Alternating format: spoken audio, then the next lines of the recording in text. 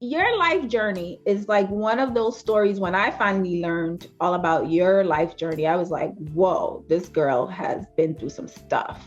Now, you lost both your parents at a very young age. Yes, my mom at 12, 13, my dad at 22. Like the prime ages of life.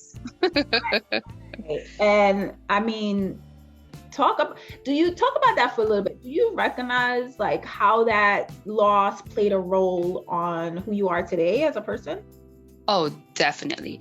So, you know how they say everybody has their traumas and their childhood traumas and things that they don't even identify and how they operate in life? Hands down, I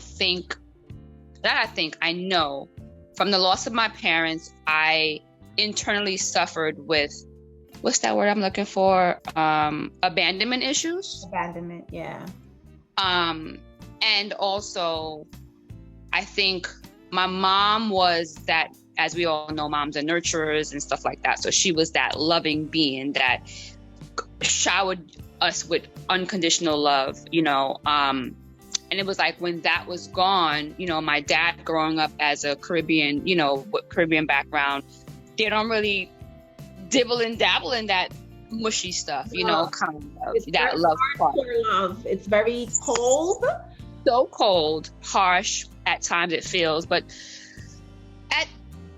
as I got older, I realized in talking to like my aunt that my dad didn't hear he loved him. I mean, he was loved every day, so he wouldn't know how to do that when my mom did it. So it was like a traumatic experience. So I feel like as I got older, I was searching for that mother love, whether it was in the partners that I chose, not even the daddies, because my father was there. My father was in my life until he passed away, but that emotional part that was missing from my mom, I didn't get from my dad, So, that as I got older, identified as abandonment issues, and searching for that motherly love versus, when people reverse have daddy issues and they looking for that father. Mine was a little different, but I guess it would be kind of considered the same thing, kind of.